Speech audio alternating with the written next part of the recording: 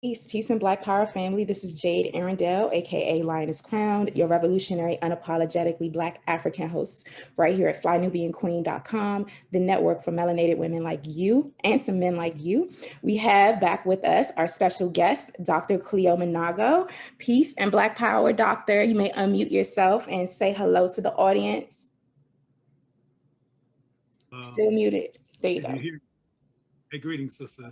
It's good to see you again, and thanks for the invite back. There's a lot to talk Absolutely. about. We have a lot to get through. I know the last time we were on, we were talking about Lovecraft Country. We're going to catch up on the last 2 episodes in the next one. So hopefully by next week we can do another round on that. But thank you for coming in, because today I wanted to talk about the hoopla and the media circus regarding Andrew Gillum, former mayor of Tallahassee. I'm hearing it, but I'm not sure where that's coming from. I'm sorry. Just some strange things are happening in the background. Okay, no problem. So either way, I was just saying that I wanted to bring you on because I wanted to talk about some strange things that are happening in media, actually, regarding the hoopla. I think I'm going to call it a media circus with Andrew Gillum. I basically feel like people are surprised that he came out, so to speak, as bisexual. I know that there were photos that were leaked. He was found drugged. I think the people that he was with thought that he could have possibly overdosed, which is why they got the medics and the police involved and everything like that. But either way, he did this interview on Tamron Hall. And so when I was seeing some of the conversations that were happening around Andrew Gillum and like how I felt like he was put on a hot seat to explain himself, I rarely see white men who are gay or straight being, put on blast like that, or like feeling like they have to come out in front of the world and like explain themselves like when they make a mistake. I think that when it comes to Black men and Black women under a system of racism and white supremacy, we are definitely treated differently, and there's a double standard. So thank you for coming on. I also wanted to bring you on because I know you've done a lot of work and research, and you've even coined the term same gender loving, right? In this interview with Tamron Hall, Andrew Gillum said, "I am not gay. I do identify as bisexual." And so there's some conversations happening around that. But before we get started talking about the topic, I see more people are coming into the broadcast. So I want to welcome everyone into the Lioness Den. I'm Jade Arundel, aka Lioness Crowned, your revolutionary, unapologetically Black African host, right here at flynubianqueen.com, the network for melanated people like you. Make sure you hit the like button and the notification bell. Make sure you please text the word Queens to 31996. That's Queens with an S to 31996. That way you'll get notifications and alerts when we do go live. In the event that YouTube does not send them out, know that my program runs on weekdays, normally at 12 p.m. Eastern time, right here at flynubianqueentv.com, which is our YouTube page. All right, so you can go ahead and unmute yourself, Dr. Manago. So tell us about your work. Just give us a brief introduction to the work that you've done on SGL. And then we can kind of get into your perceptions of the conversations playing out in mainstream media regarding Andrew Gillum's bisexuality and his relationship with his wife, the whole interview fiasco. All right. Well, again, can you hear me, first of all? Yes. Okay, because my volume went down on this end for some reason. But anyway, first of all, thank you for creating this, believe it or not, revolutionary opportunity to have this discussion. And the reason I call it revolutionary is because though we're leaking into 2021, on a macro level, Black people have not had this conversation. There's been pockets of Black people, including involving my own work, that has created conversation among Black people to address this issue in rational ways. And I want to be clear, rational does not mean agree. Rational means have a sensible engagement and perspective on the issue instead of a reactionary emotional field. Talk about the issue. So thank you for creating this space. Secondly, my work is Black focused, and I'm real clear that the Black is a very diverse community. For example, people often use the term that they're African focused. and many people who say they've never ever been to Africa. I've been to Africa, and there's not one Africa. Africa is one of the biggest places on earth. There's all kinds of things happening on on the continent that we can't even fathom because we don't hear about them. And it's not a place that has one ethos or cosmology or acculturation or perspective or even interpretation of gender, intimacy, and sexuality. And believe it or not, the majority of African Americans' perspective on these issues is more influenced by King James than it is by Kabaka Mwanga. And most people listening probably going, who is Kabaka Mwanga? We may or may not get into that. My point is that most of our worldview on these issues of sexuality and sexual category.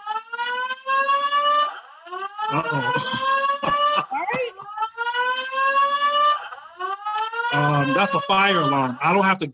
They told me the fire alarm was going to happen. Okay. Sorry. As long as you're good. I mean, if you need me to, call in some community reinforcement to come. I am so sorry. Hold on just a moment. All right, I'm going to put you on mute. And what I'm going to do is I'm going to welcome everyone into the Lioness Den.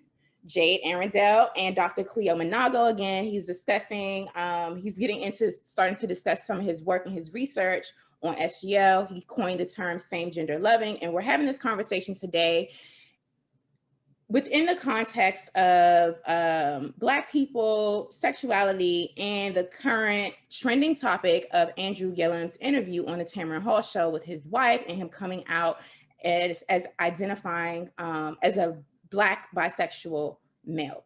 All right, so is it good for me to unmute you now? Just give me a signal and let me know. Other than that, I want to remind you all to visit our shop at shopfnq.com. That's shopfnq.com. You can get some of our merchandise. I got this mug. I use it every day. I love it. We have a whole bunch of other things over there: sweatshirts, hoodies, t-shirts, backpacks, whatever it is. If you want to support our brand and contribute to what we're doing over here in independent Black media, uplifting the voices of Black women, feel free to join us over there and support our brand. That's shopfnq.com. Also, make sure you go over to check out our programming at flynubianbusiness.com. That's flynubianbusiness.com, and also flynubianmoney.com. If you didn't know, we are available.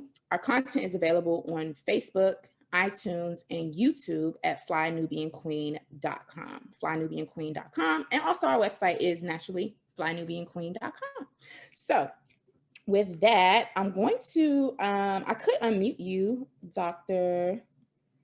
Manago. I asked to unmute. It's kind of freezing. I'm not sure what's going on. He seems to be frozen. That's okay. It could be technical difficulties. I'm wondering if he had to leave out. But in the meantime, what I would like for you all to do is let me know if you saw the interview with Tamron Hall.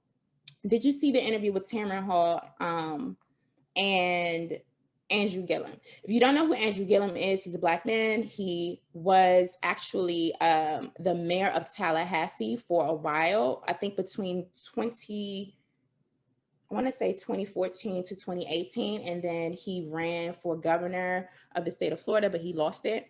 And then he was also a contributor on CNN for a while. And I mean, he seems to have had he was having a really promising career in politics and as a pundit. And then this whole scandal broke out last year, right? So Dr. Manago is coming back in, it's all good. So he seemed to have, this controversy kind of really threw a lot of people for a loop. And as a result of this incident, right, him being found under the influence and drugs with men in a hotel room, surprised a lot of people. And then he kind of went under the radar for a while. I think he made a statement saying that he was going to go into rehab. Well, he actually went into rehab to address like drug and alcohol issues. But then also because of the public, this thing came out in such a public way, suffered like, some mental health crisis, that he did talk about on Tamron Hall. And, mental health is something that I take very, very seriously. And he was saying that the whole thing kind of made him feel like he did not want to exist. He did not want to be here anymore. So that's the backdrop. All of that happened earlier this year, actually pre-quarantine. I think it happened, I want to say late February or in like early March. I guess you can call it scandal took place. But either way, that's what we're going to be talking about. And I kind of wanted to make sure that we brought someone on who has these sorts of discussions about Black people, Black men, gender, sexuality, and then also who is hella critical, if I would add hypercritical, in their analysis in terms of going at and exposing white supremacy, and us being, oppressed by white supremacy. So this is why we have Dr. Manago on. Are you good to go, Doc? It's showing that you're frozen. I'm not sure what's going on today. All right, so it could be a reception issue on his end. This is what I'm going to do. I'm going to read the copyright disclaimer under Section 107 of the Copyright Act of 1976, and then we'll get into some background on the interview with Tamron Hall, and then we'll hear from Dr. Manago. I see you blinking now. Can you hear me? Okay, I'm going to read it. Copyright disclaimer under Section 107 of the Copyright Act of 1976, allowances made for fair use for purposes such as criticism, comment, news reporting, teaching, scholarship, and research. Fair use is a use permitted by copyright statute that might otherwise be infringing. Nonprofit, educational, or personal use tips the balance in favor of fair use. Okay, so with that said, I'm gonna go over to pull up an article about this. And as I'm doing that, I would appreciate if you all could hit the like button. As we can see, YouTube did not send out a notification today. But you can help us bring in traffic to our broadcast by hitting that like button for us. Okay, so this came out a day ago in the Tampa Bay Times, and I'm going to share my screen.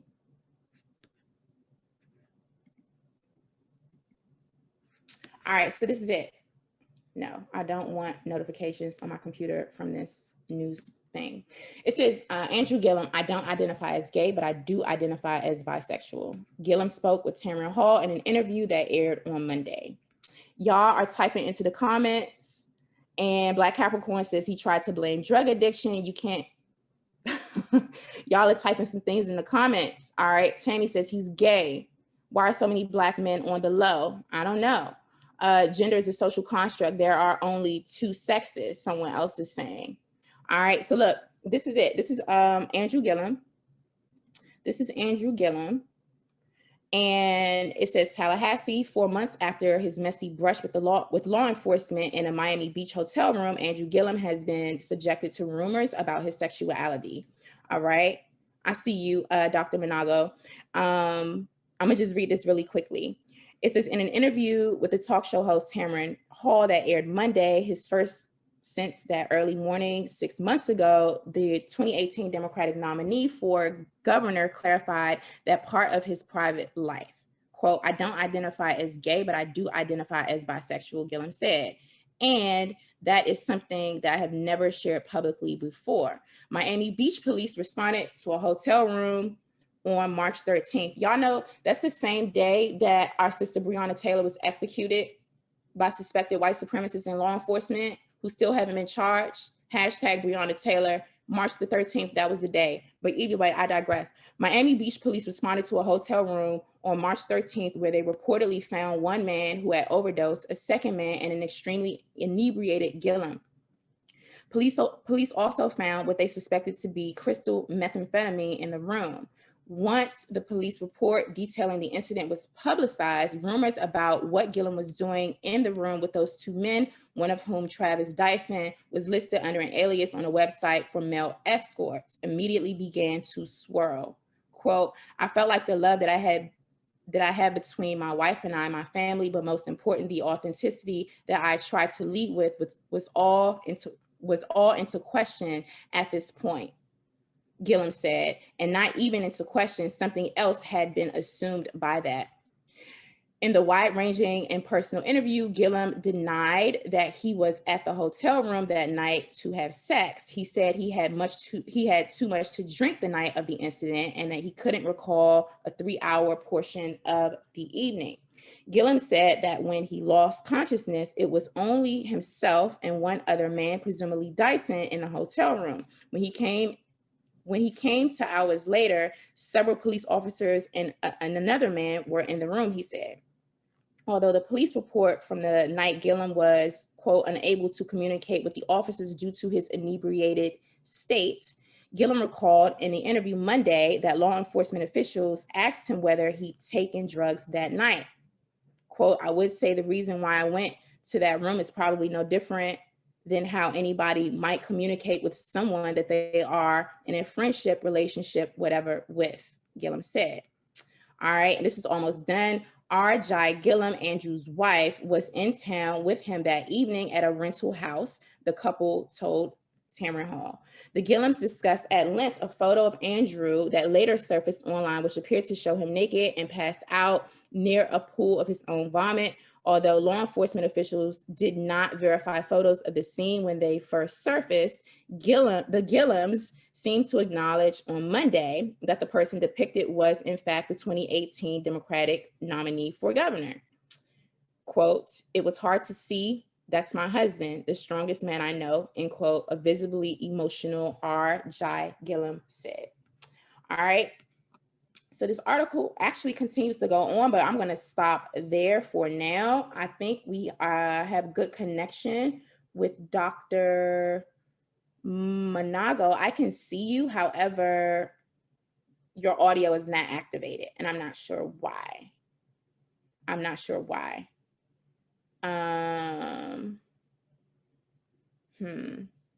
You are a panelist. I know you've restarted several times. And as we try to cue this up, y'all, I'm not sure what's up with the technical difficulties. Zoom won't let us be great, but we're going to be great. As we're trying to work through these technical difficulties, I see you all. I see my brother, J. Christopher Neal, in the chat. Black power to you. I see Yolanda Smith in the chat, and everyone else. Make sure you come in and give me a B1 salute. Let me know if you saw the Tamron Hall interview. Dr. Monago, I'm gonna need you to come out of Zoom and then come back into Zoom one more time if you possibly could, because your audio is not connected. Let's see. Okay, it says you're ready. Your audio is unavailable. Can you unmute? I'm gonna try to make him an attendee.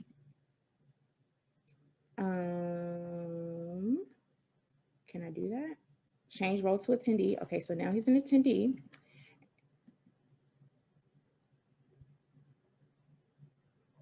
Allowed to talk. And I am going to promote you to a panelist. Let's see how that goes. I want to thank y'all so much for rocking with us, sisters, today, because these technical difficulties are off the chain. Not sure why or what's going on. But since we're still working it out, I'm just going to continue. I'm going to continue reading this article. So I'm going to share my screen one more again. Okay, I can see you. Hold on. Wait. I'm asking you to unmute. Yes. Boom. There we go. Lord. All right, I can hear you, Doc. So are we both here? We are both here. Okay, now whatever you've been saying all this time, I haven't heard a word of it. So I know. So basically, you know, because and this is not like, this ain't CNN, this ain't mainstream news media. We are African people, and so we improvise. So what I did was I pulled up an article from the Tampa Bay Times and started reading how they were reporting on Andrew Gillum's interview with Tamron Hall. That's what I did. I see your audio is muting and unmuting itself, but I'm going to keep on talking. I'm going to ask you to unmute again. I don't know what's going on. Sorry.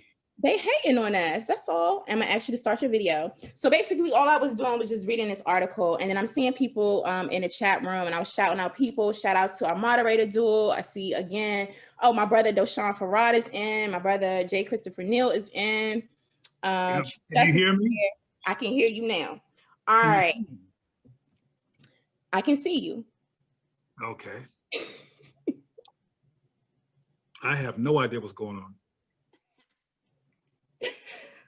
Okay, so I was saying that I read the article, a part of it, but I paused it when you came back in. So listen, where we left off before we were so rudely interrupted by technology, I was asking you to just give a background in terms of your work and your research on same gender loving. I don't know if it's same gender loving studies or research or your methodology or the philosophy behind it. And your overall reactions to the hoopla surrounding Andrew Gillum coming out as bisexual. Is that a big deal? How is he being treated in the media? What do you think about that? All of that good stuff. All right, well, can you hear me? Yes. Okay, I have a question for you, if you don't mind, before we get started, to help create a sensible context regarding where I'm getting ready to go with this conversation in terms of what you're asking me.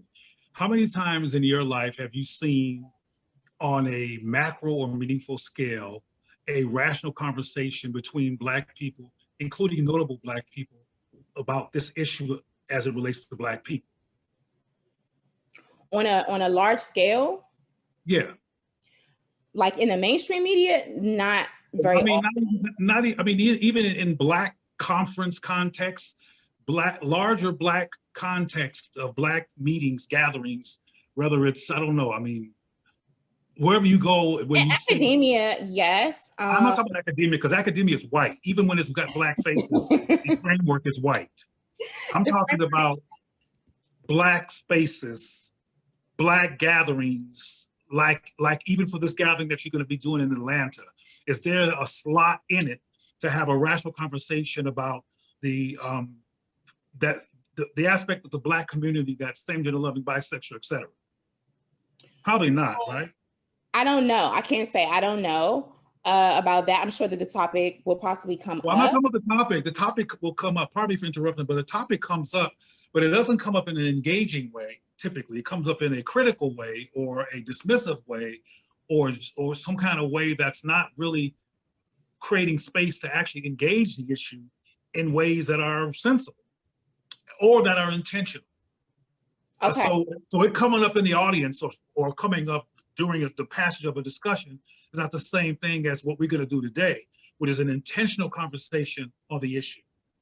Got it. My question has, how many times, if ever, have you gone to a relatively large Black space to have conversations where there was intentional space created to engage this issue?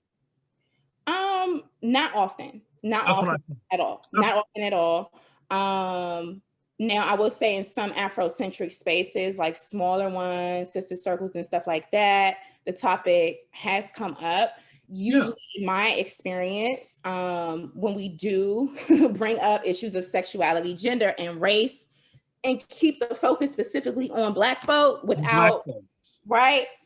Then I think a lot of our multiple identities definitely have presented challenges and gotten in the way of having constructive and inclusive conversations on such topics. So yes, I would agree on that. Now, whether a lot of, like, again, multiple identities, philosophies, religions, spiritual practices, etc. And so I know for a fact, and I put it out there already yesterday when I told my audience that I was bringing you on, I am very, very conservative leaning personally in terms of gender and sexuality, my moral, religious, spiritual practice, my cultural beliefs and all of that. And those are my non-negotiables. And that doesn't present an obstacle for me to have a conversation, such as this with someone who has like other views, lifestyles, values, principles, etc., as long as we can agree that we are united in dismantling anti-Black racism and white supremacy. That's what I like to keep the focus on. And I want to build with our brothers and sisters on that. So thank you for being here. Sure. Well, the reason I asked that question is because we're going into year 2021, going back to 1619. And generally, because we've been so distracted by white supremacy's whims, brutality, terrorism, religion, worldviews, perspectives, ideas, history, that we haven't come up for air to have conversations, even as Black men and women, there's some conversations that we haven't had that have festered into fragmentation between Black men and women that has led us into this late date away from each other in too many instances because of the lack of a rational conversation around these issues. This is also true when it comes to sexuality, even African spirituality. I mean, most Black perspectives around religion is wrapped up in King James, and you know this. So I start off with that because I'm a person that believes that context is very, very important. And often our conversations are not contextual. And too many times, and not all the time, but too many times they're reactionary, misinformed, emotional, and based on misinformation that has become urban legend mistaken as fact because we've gone so long without having a factual conversation about these issues. So I want to preface what I have to say about that. I also want to alert you that my research is not on same-gender love. Okay. A part of that's in my portfolio, but when it comes to the issue of human relationships and sexuality and culture, it's been on African sexuality, intimacy, and culture, period. Mm-hmm. Okay. I'm part of a Black family, of Black people, Black culture, Black men and women, diverse Black people, and they all matter to me, and I acknowledge them all. Unfortunately, and I say that unfortunately for a reason, what's unique about me is that I will address issues of same-gender loving people, bisexual people, et cetera, and a lot of people will not, and I will. But when it comes to the rest of the issues that are relevant for the Black people, I'm right there all the time dealing with those issues. I'm not unilaterally focused on sexuality at all. Got it. I am capable of having a conversation and willing to. But as you know, when you and I first met, it wasn't about sexuality. It was about Black folks and how we're impacted by particular issues. And I think Queen and Slim was the primary focus on that day. But Yeah. sexuality is just in the portfolio. It's not the focus, but I am quite capable of talking about it and willing to talk about it and glad to talk about it from a Black perspective because it's so rare outside of my own work.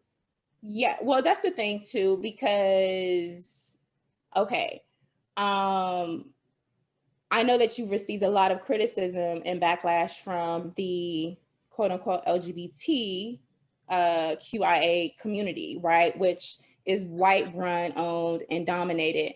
And that I've now read an article and they were saying that like you're the most dangerous black gay man in America or something like that.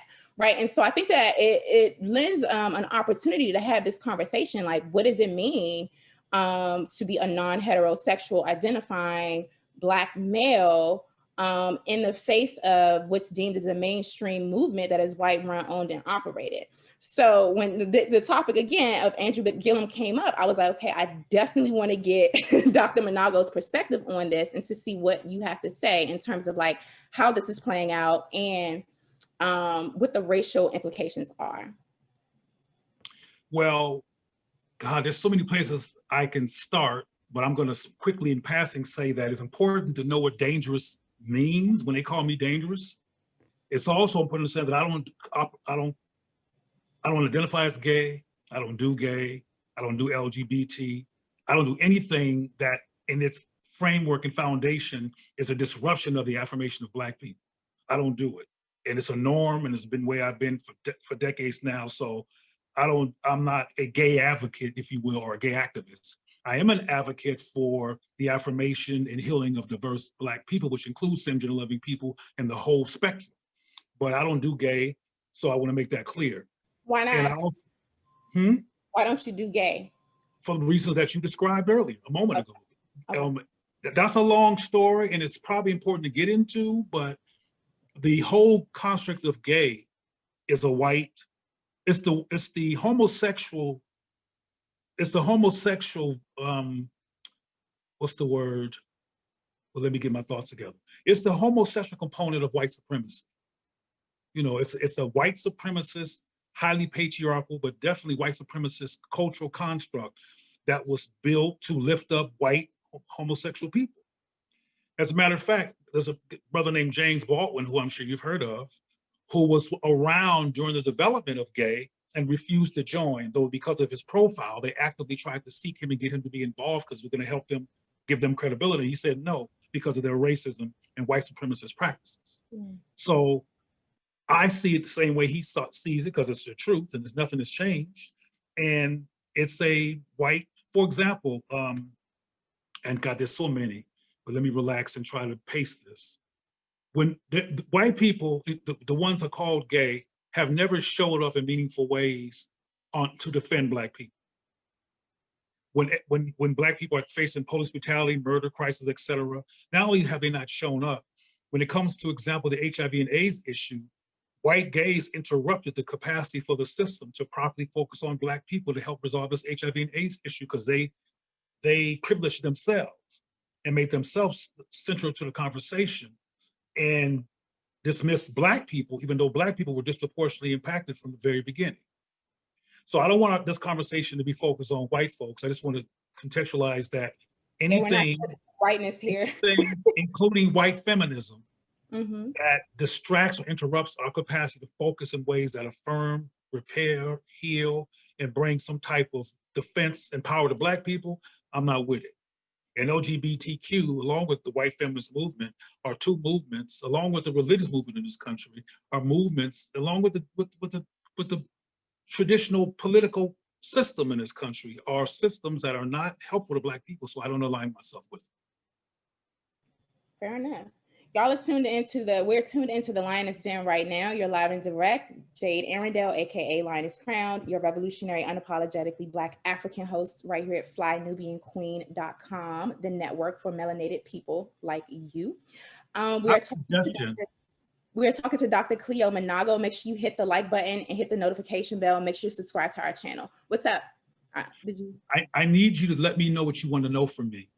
Yeah, of course. I don't want to go on no free-willing tangent. I want, like I said, when we first talked about having this conversation, I want you to not be careful and not be PC, which I've never seen you be PC anyway, but I'm just reiterating to make the point. I want you to say what the heck is going on, what you feel, because see, I'm not inside of the head of people who have any kind of perspective of this that's dissonant. I'm real clear. So I need to find out, and I need to not be presumptuous and find out what your questions are. Now, of course, when it comes to Andrew Gillum, that's pretty simple.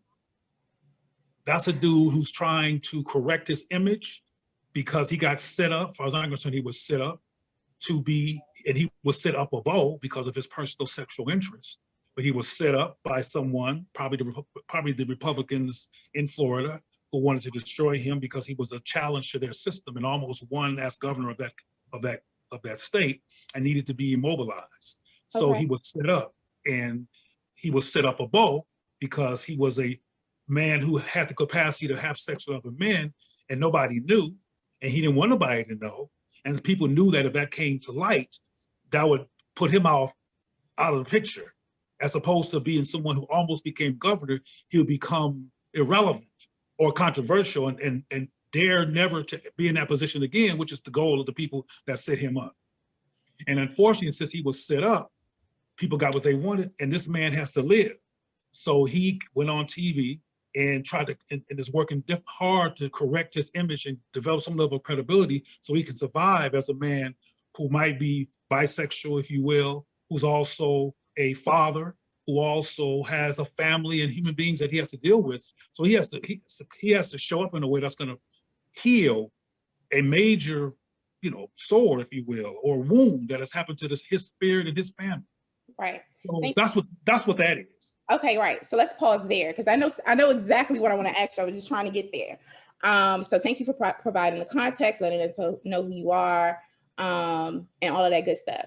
So the first thing I want to know from your perspective, if Andrew Gillum were a white male, right, who was married, presumably heterosexual, and was caught in a same situation fiasco, do you think that he will be put on a hot seat in the same way that this Black man is? Well, let me ask you a question. This is my style, so bear with me. Have you ever heard of Marion Barry? I'm from the Chocolate City. Okay. The Marion Barry Youth Program. Okay. So the answer is yes. The answer is yes. Okay. Do you remember what happened to Marion Barry when he was set up? Yeah, he was smoking crack, and he said the beast set him up. You know what I'm saying? And they were like, now, my question is, how many white people have been in that similar situation? I'm sure a lot. No, I don't mean who actually do it. The whole tons of them do it, but who got Oh, you mean caught they and get sent up? castigated? They get castigated publicly? Not many. Not Exactly. many. So this is the same thing. I mean, Marion Barry was powerful. He was pro-black. He was straight up about being pro-black, even when he was heading up Washington, D.C., and he made no bones about trying to repair damage done by white supremacy while he was in a governing situation. Now, there are white people, I do therapy and I see people who are all kinds of races who deal with personal challenges. There are white people who do crack.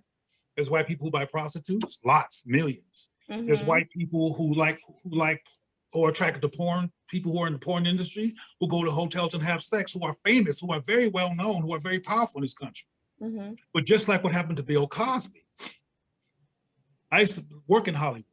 There's people that make Bill Cosby look like a Boy Scout who aren't even concerned about prison or jail because of how white supremacy is set up. So I look at things from a collective basis. It's not simply about Andrew Gillum, though he's our focus. It's about what happens to Black people who are a macro threat to the system of white supremacy, who has probably never been so fearful of losing ground as it is now. Mm-hmm. So what happened to Marion, what happened to Bill Cosby, what happened to Andrew, are what can happen to you in this system if you're a person that's human and that's imperfect, which usually is all of us. Right. Right.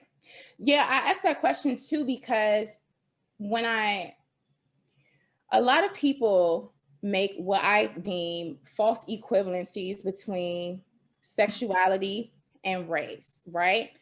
Now, a white person who is non-heterosexual identifying will say that, see, our struggle and our plight is similar to y'all's. This is the new civil rights movement. But we see how non-heterosexual identifying white folk and non-black folk are treated versus how our brothers and sisters are, who are, are treated the same way. But then also on the flip side of that, I can have conversations with woke, quote unquote, woke Black folk who are allies to the LGBT movement, or they identify as members of the LGBTQIA spectrum, who will say that they identify with their sexuality first and not their race first, or they'll say that they are intersectional first and foremost, and then that racial identity is not the first thing that they instinctively see or feel oppressed by. What do you think about that? Ooh, it's a very nuanced question. I know, because I'm a nuanced individual, but you can do it. Which is no problem. In the very beginning of this conversation, I asked you, had you seen any macro or meaningful examples of Black people engaging in this issue? And I think overall you agree that there's been very few of those experiences. And I would say on a macro level, there's been none in the United States of America, even though it's happened on the continent. So I raise that because we're living in a situation where there are same-gender loving people. I'm talking about Black people, and I'm not talking about white folks and nobody else. I'm talking about Black people. We live in a situation where there's Black people who realize that they're same-gender loving or bisexual or trans from their perspective. And inside of their own community, they have no place to engage that, to test that, to come to terms with that, to feel affirmed for that inside of their own cultural landscape or the confines of the Black collective. So what occurs if they don't find sanctuary among their own people? This is not me we're talking about. I'm asking the question because I don't do this, but I know why it happens. People who are particularly wounded, depending on the dynamics of their own family or personal life, they want relief from oppression. They want relief from feeling bad about themselves. And this is a society that racializes Black people. For example, Black people are the people who think that when something wrong happens, see how Black people are? Or when a murder happens that's pretty gross, that gets on the news, our reaction is, I hope they're not Black, because we racialize things. We're trained to racialize things. Other people don't do that. White people in particular hear about a murder, they don't take it personally and say, I hope it ain't nothing. It's not them.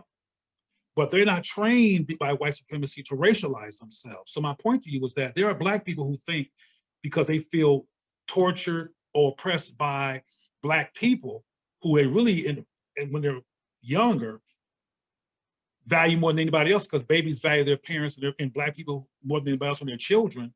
But they become a wounded adult, and they think that this is a Black problem. I'm going to sanctuary, to the LGBT community for sanctuary, because I need some place to go to breathe, to know who I am, to actually find some people who allegedly are going to embrace my sexuality, and they will ignore the racism. Because see, one thing you have to understand, and you probably already understand, is that sometimes if Black people feel particularly hurt, particularly invisibilized, or particularly in conflict with the Black community, and this goes beyond sexuality. This can be Democratic, Republican Party. This can be all kinds of stuff. They're not angry about racism. They're not angry about racist, because they see themselves as people who are critical of Black people too. You understand what I'm saying? Did I lose you? I hear you. They see Black. They don't see race. I wrote a commentary recently that mentioned that during this coming up election, there's Black men a number of Black men who are clinging to the idea of connecting with power instead of Blackness. Again, this is not my perspective. This is what I've recognized and observed. Blackness has not served them. Blackness has not stopped police brutality. Blackness has not stopped unemployment. Blackness has not stopped them from being at risk. So they want to cling to power as opposed to Blackness. There are same gender loving people who feel like, look, I'm not getting no love here. I'm gonna go where the love is. Now, it's racist as hell, but if you become anti-Black because you're wounded by Black people, you don't care about racism. Interesting. Thank you for saying that. I think that answers my question. My next question is, what do you think about the deceptive nature within the Andrew Gillum situation, right? During the interview, like, his wife didn't know that he identifies as bisexual. She said when they got married, she said they were pretty young, they were in their 20s. And if she would have had to do it all over again, she doesn't know that she would have married him. And in terms of whether the marriage will last, she doesn't know.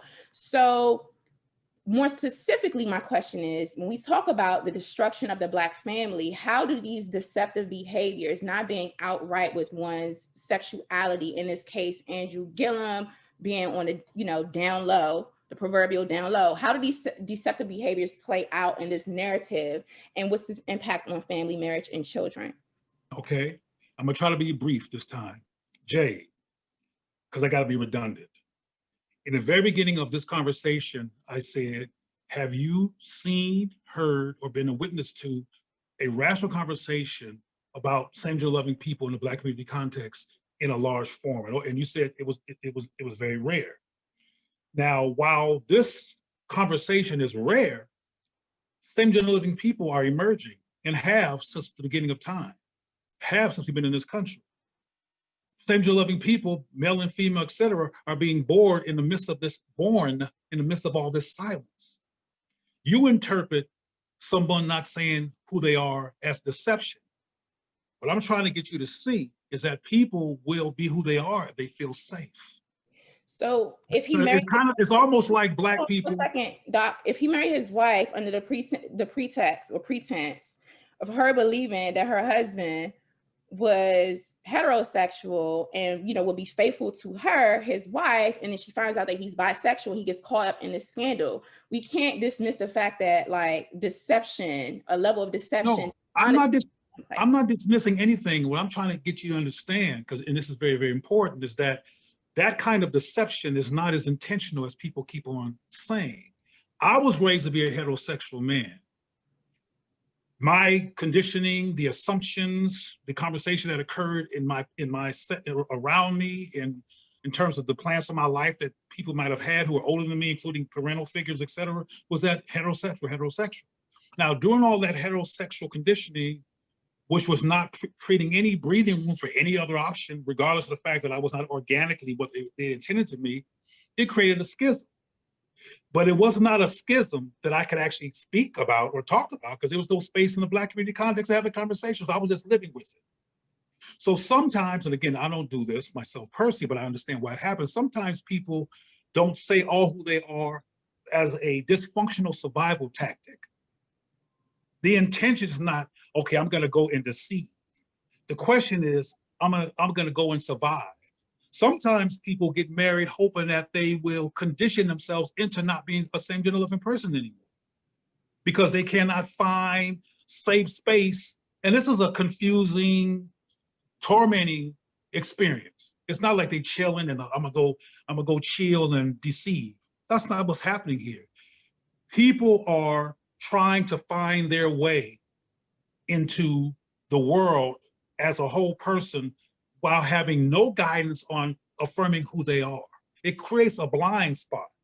And sometimes people marry somebody who's in the midst of a blind spot, who hasn't figured it out, who's really trying to love them, but haven't figured themselves out yet because they don't have space in their own community context to actually figure themselves out.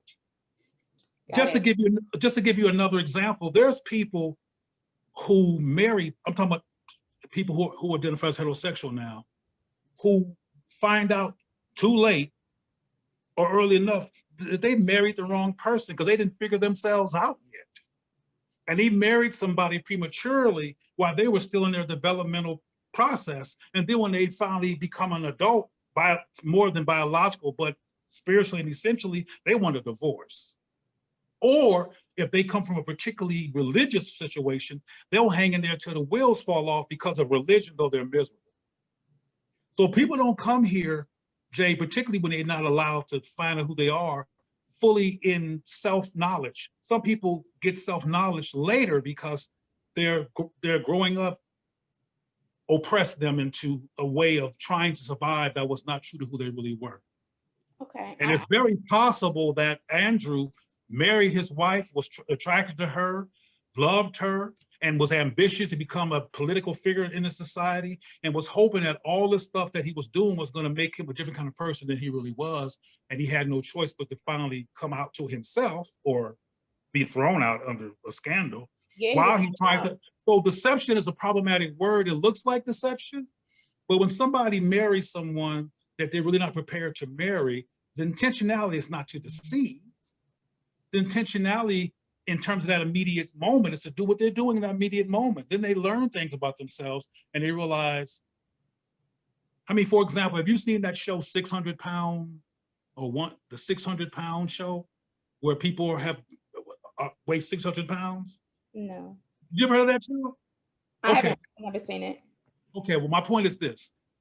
There are many, many episodes of that show where the man wanted a fat woman because he was into overweight, obese, fat people and would feed her until she was about to die.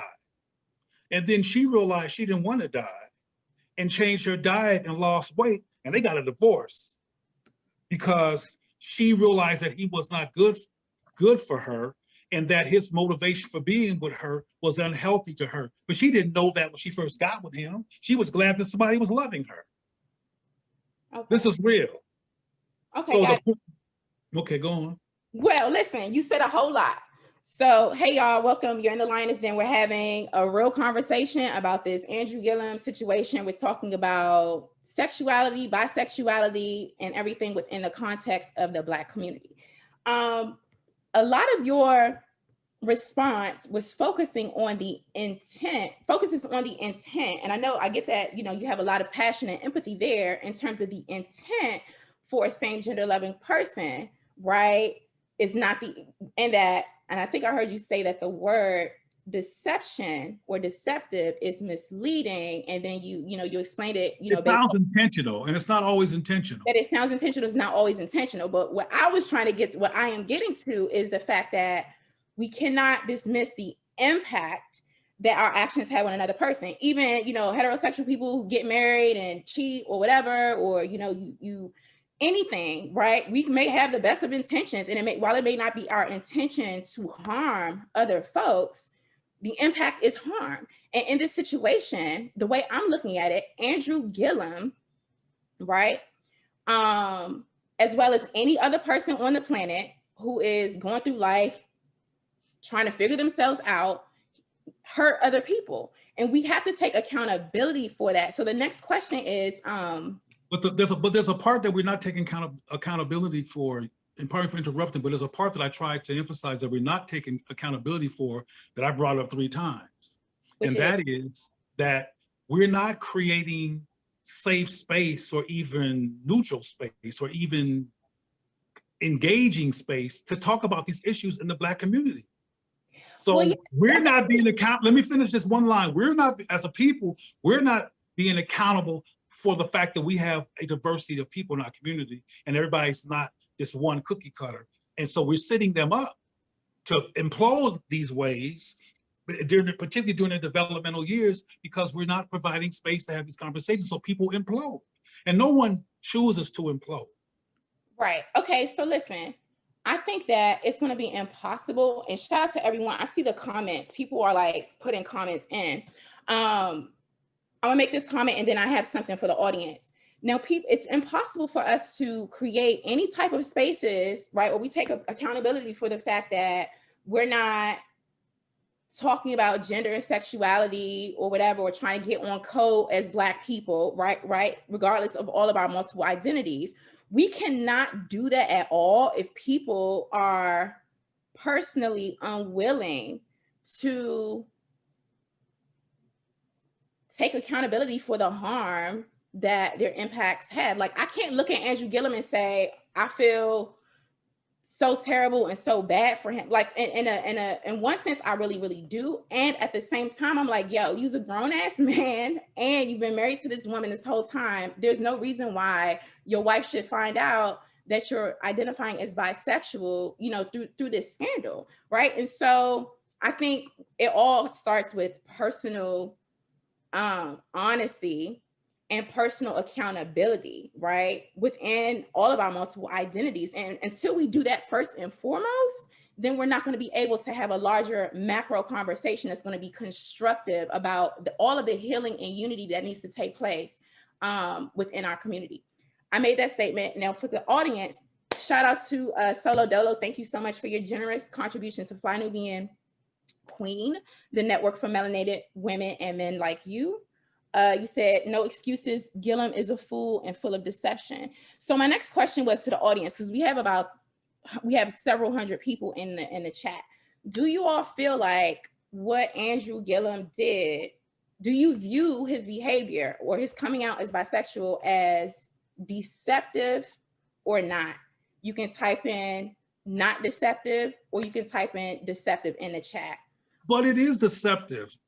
The issue is not whether it's deceptive or not. The issue is intentionality.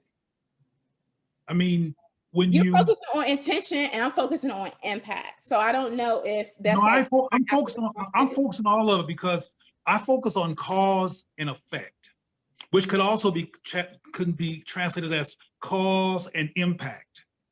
That's what I'm focused on. Mm-hmm. I know that people like it appears Andrew do not walk around intending to go through all of this.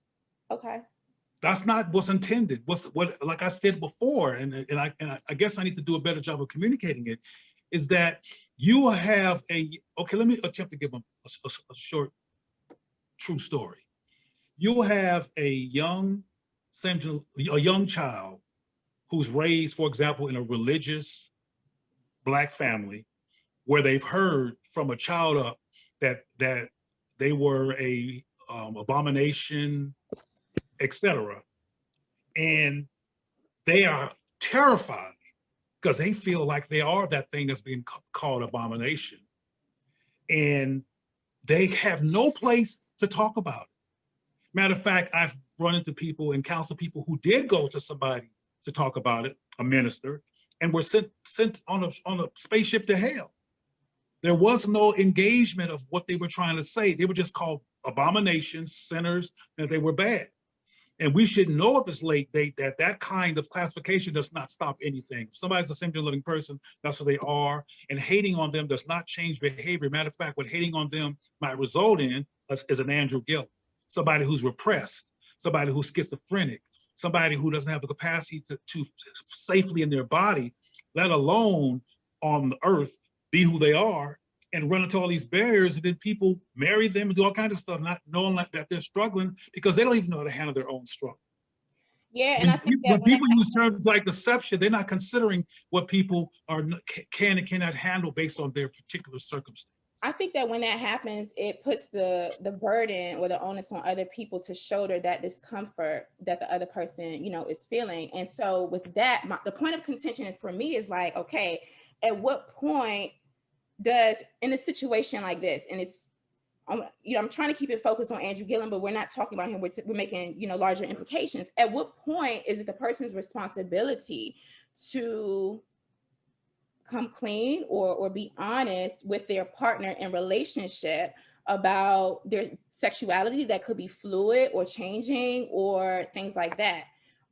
Because it's like, as long as like she didn't know, you know, now she's blindsided, right? And now she has to go through this PR nightmare and really try to make hard decisions. It's like, is she going to keep her family together? Can she keep her family together? What's going to happen to the children, etc.? At what point do you think that he should have come clean, or people come clean, regardless of whether he has the support to do it or not? Is it the community's responsibility to create a space to say, hey, Yes, it is. okay, and so it's more the community's responsibility than the individual's responsibility? I didn't do more. I didn't do more or less. I'm not doing a more or less of saying one is more important than other. I'm saying that if the Black community wants people to quote unquote be honest and quote unquote not deceive and quote unquote say what they really feel, they have to create safe space for people to feel safe enough to do that. And if they feel unsafe, they're not going to do that. I hear you. Sorry, somebody was at my door. I mean, for example, there are people, and I already said this. I mean, people keep using the word cheat and the word deceive. I think you know, or maybe you don't know, that over 60% of marriages in this country end in divorce. And one of the key issues for those divorces are people either not getting along or being quote unquote cheated on and deceived. So your question was, well, when do people stop deceiving? When do people start just being quote unquote honest? Well, we have to create a community where rational communication is encouraged and allowed around our differences, around who we are. People, not only do same-gender loving people and bisexual people wind up marrying people that probably wouldn't have done what they did if they knew the whole situation. There's lots of heterosexual people in the same situation who wind up marrying people that they regret marrying or they wouldn't have married if they were in their right mind, which is why there's so many divorces. I want to make it clear, I'm not trying to justify anything. I'm not trying to legitimize anything. I'm trying to contextualize this situation or situations like this. Got it. I hear you. I'm contextualizing, not justifying, and not saying that what Andrew did wasn't problematic. It's very, very problematic. But how are we going to expect people to not turn out like Andrew Gillum in a community that up until 2021 has not engaged the existence of same-gender loving and bisexual people as part of the Black collective? It has not happened. It definitely has not happened. And also, that's part of the problem.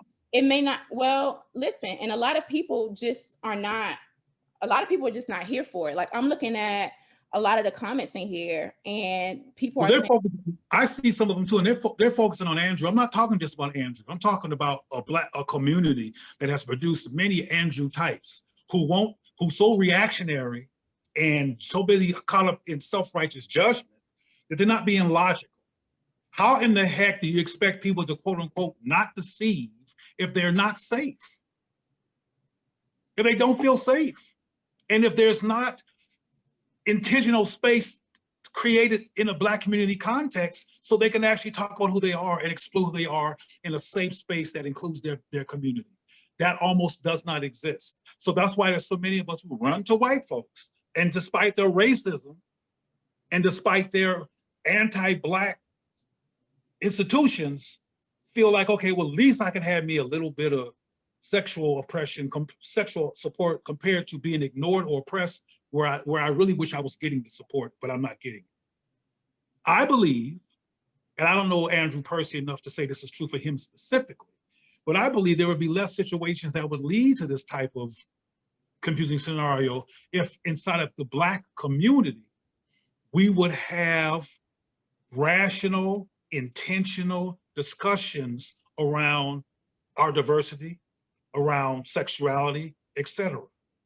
Because our lack of conversation around these issues has led to lots of disasters, not only like Andrew Gillum, but a lot of the orphanages or foster parenting or foster homes is loaded with Black children whose parents weren't ready, who weren't prepared to be parents, who weren't developed yet, but they had sex and a baby popped out, and now the foster care system was full of these kids. And that's also the result of not only silence, but there's also another issue that I'm gonna bring up that I hope doesn't derail everything, but there's not, I don't think there's an epidemic, but there's a lack of discussion around sexual abuse, including male-to-male sexual abuse. Absolutely. And some of these people who are reacting to Andrew Gillum, this morning, I got some mail from some comments that were on your page last time we spoke. And I want to talk about one in a moment, but because I think this person is somebody who was probably either sexually abused as a child or fighting against who they really are because they don't feel safe. And I'm gonna talk about this person's message on your page in a moment. But I just want to emphasize before I go any further, Jade, is that if we don't create safe space for Black diversity, we're going to have people acting out and doing crazy things because they're acting out the lack of attention to them based on who they are inside of their own community.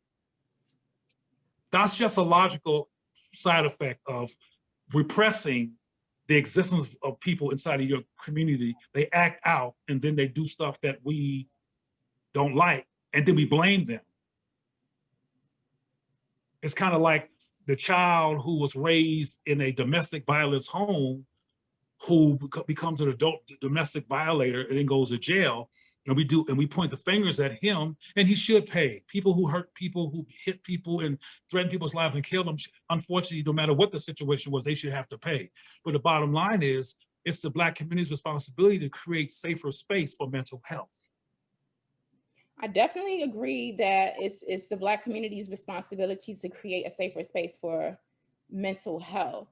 I think a point of contention for me is, given that a lot of our religious, spiritual, moral principles are not in alignment with same-sex relationships or, same gender loving relationships, etc. historically, that will continue to be an obstacle. And I don't know if it's realistic, or that people are actually here for saying, hey, I'm going to abandon the tenets of my religion, my spirituality, etc., in order to embrace lifestyles and individuals of lifestyles that are not in alignment with what we do over here. Now, many of us are willing to do that, especially people within social work, education, et cetera, but at large, as a community, how realistic do you think that actually is? Yeah, I'll let you answer that question first, because I have another one for you. Well, again, it's not that I'm avoiding the question, because I'm not. I look at things from a macro level. The Black community for Black people to survive, we have some work to do that we keep avoiding, including this. For example, right now, Black people think they have to choose between a left white supremacist and a right white supremacist for president. That's a crazy decision.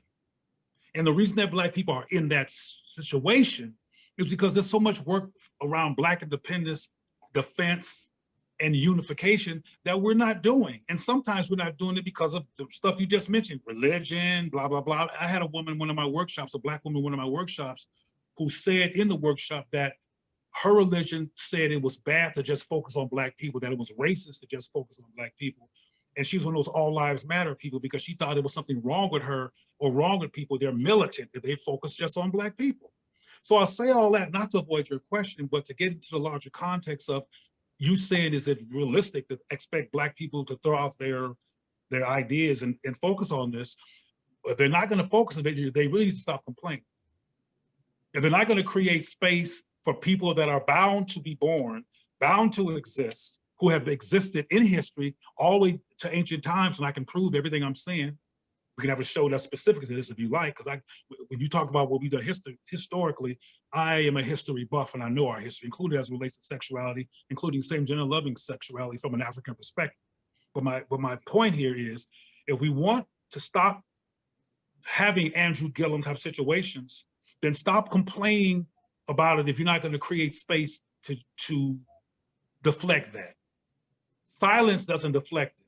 Not saying anything about it and just judging in the corner somewhere under a bad Bible or a neo allegedly African Pan-Africanist idea, it doesn't stop anything. What stops dysfunction is human engagement. And I don't mean human hate, human viciousness, which I've seen and do see. I mean, people looking at the state that they're in and working collectively to resolve any types of challenges and troubles that we have. And our community is really, really troubled, Jay. I mean, Black men and women, because I care about Black men and women, are going farther and farther apart. And this system, with this promotion of Black men with white women and Black women with white men, is promoting the divide.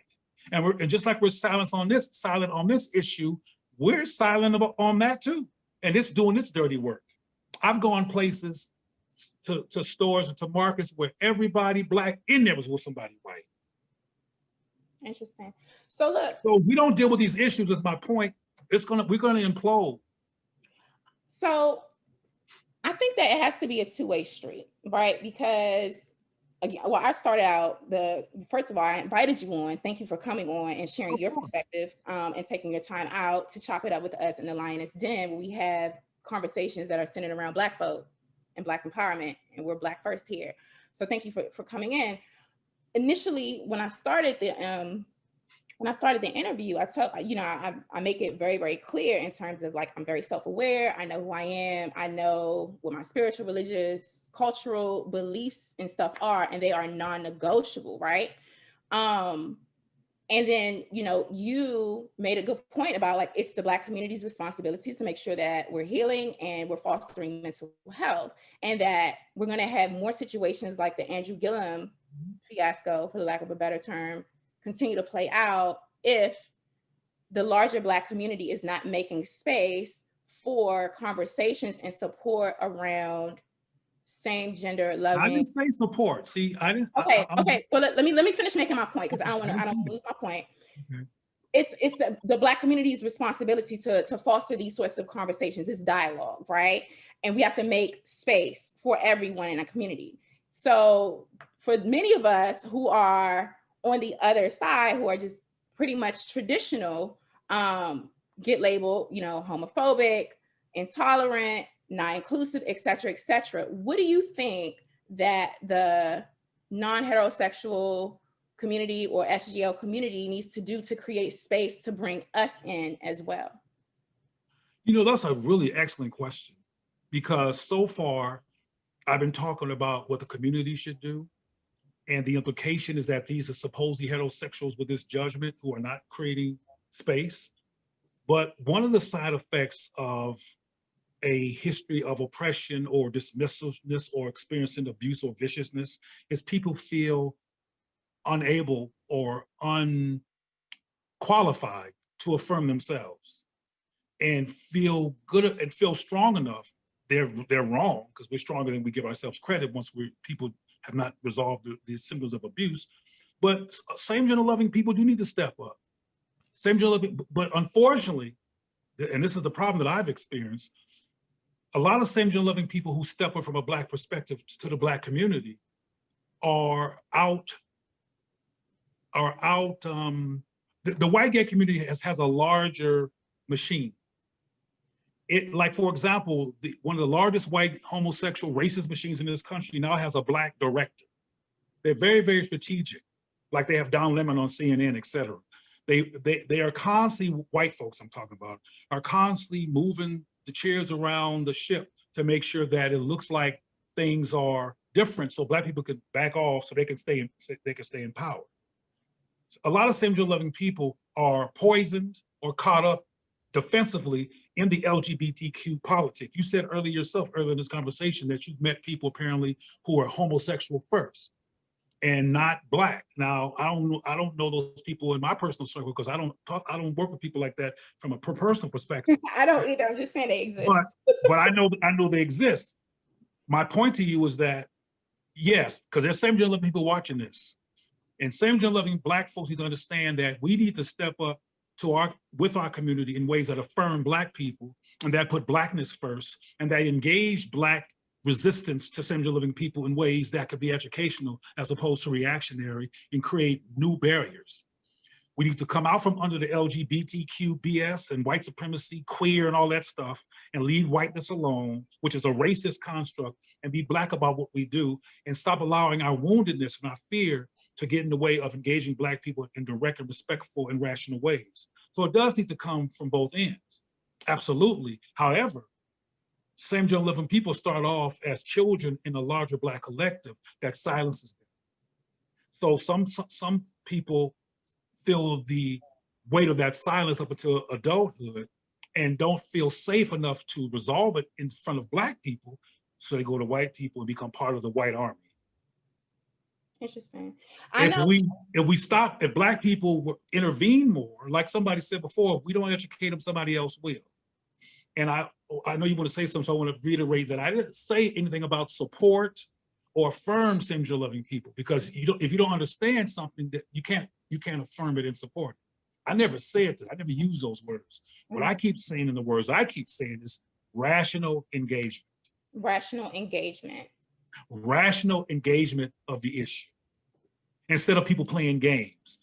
And when you get finished talking, I want to show you an example of a game that was on your YouTube page that somebody sent to me this morning.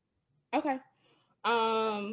Let's go there, because I actually was about to say something, but then I'm like, I lost it, but I'm sure it'll come right back to me. So okay. As you're pulling that up, I want to welcome everyone into the Lioness Den. Jay Arundel, aka Lioness Crowned, and we're here with Dr. Cleo Minago. Go ahead, Doc. Okay, somebody sent me this morning. They said, "Dear Dr. Minago, I've been on the Fly Nubian Queens website, YouTube page since the last time you were on there. You're getting lots of love, and the majority of the comments there are very positive, but here's a crazy one that you should know about.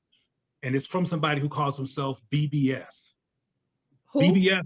BBS is a moniker that they use. Okay. Now, of course, BBS has no followers. BBS is a troll. You know, they don't have no pictures. There's no history behind the name BBS. But they went on your page and they said, I recently found Fly Nubian Queens channel and started to really enjoy it. Then I take a look today and I see this episode here with Cleo Minago. Cleo is known for teaching homosexuality to Black male high school students and calling it same gender love. Every time I find a little hope in Black media, this character pops up to spoil the batch. Now, that's what I mean by crazy. You pop up to spoil the batch? No. Yeah, I'm spoiling the batch. Got it. Yeah. Okay. Now, that's a lie. I've never in my entire life gone to a high school to talk about being same gender loving. It's never happened. There was a film that was made in 2009 by a heterosexual Black woman named Claudia Pryor, who made a film called Why Us? Left Behind and Dying. It was a diaspora-wide HIV educational film, and she and her students heard about me, and they were in junior high school, and asked Claudia would they invite me to the school to talk with them, and she filmed it. This was a heterosexual Black woman with Black children who invited me to do this, and Claudia Pryor has since died of cancer, but it's a young lady named Tamira Noble, who was one of the students in that class that people can look up on Facebook and talk to her if they want more information. My point to you is that we're so crazy that we do vicious stuff instead of having a real conversation, and we make up stuff and lie. This person is lying, and they put this on a public framework talking about me. And what they do is they found that little excerpt from that film where I'm talking to these young people as invited by a heterosexual Black woman and said, see, this is what Cleo Minago does. He goes around recruiting children. It's not true. It's not even remotely true. But because we have not had rational engagement around this issue, people are likely to believe anything because we have not as a people chosen to rationally engage this issue.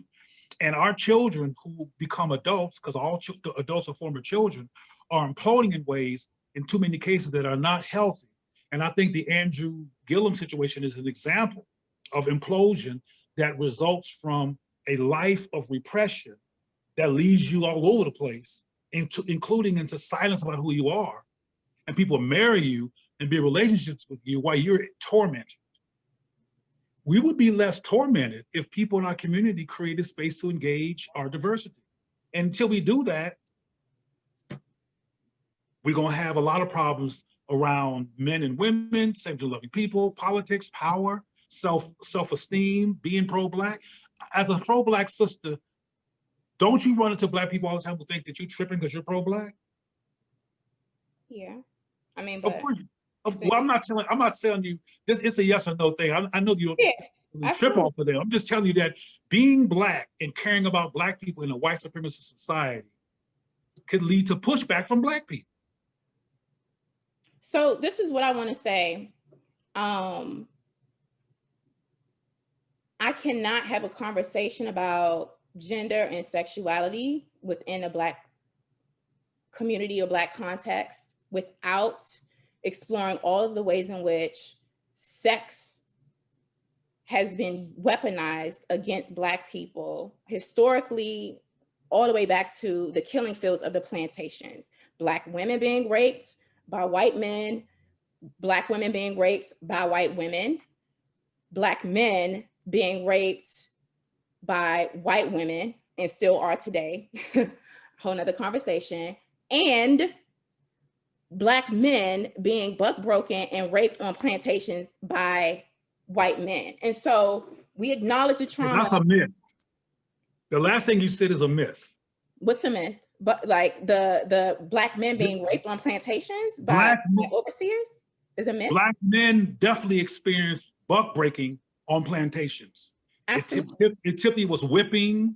It typically was castration.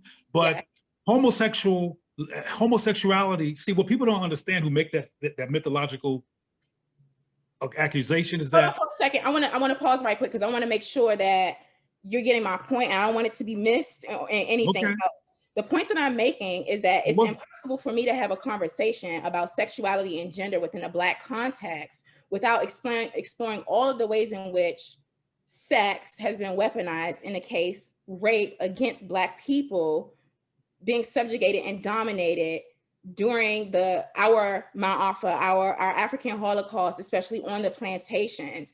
And for a fact, I know as a student of African American studies, Black men were definitely raped on plantations by white men.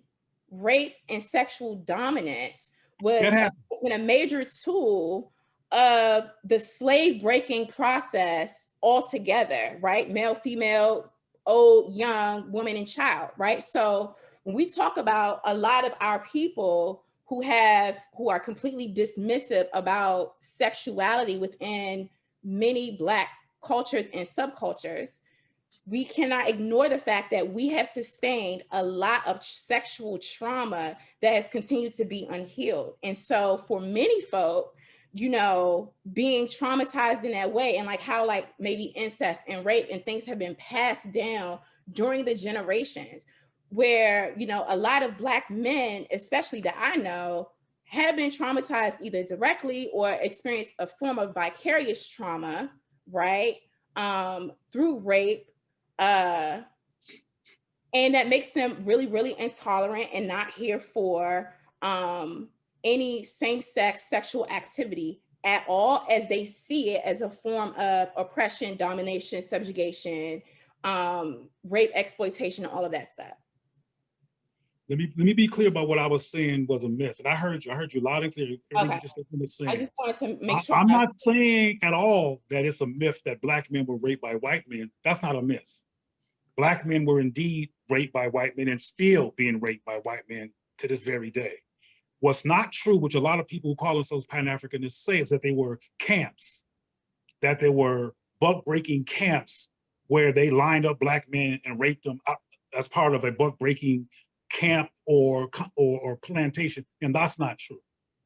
That's a myth. I But definitely know it's that there not were a myth. It's not a seasoning myth that plantations. Black men were raped by white men. That's not a myth at all. Okay, I know that for sure there were seasoning plantations, many of which, as you know, were in the Caribbean, and in even different parts or different townships or different plantations within the Americas or the South, in which the whole process was to bring these newly captured Africans over into this space, male and female, to season them and break them down physically, psychologically, emotionally, to prepare them to be dominated and subjugated as slaves. Now you're saying that That um, happened.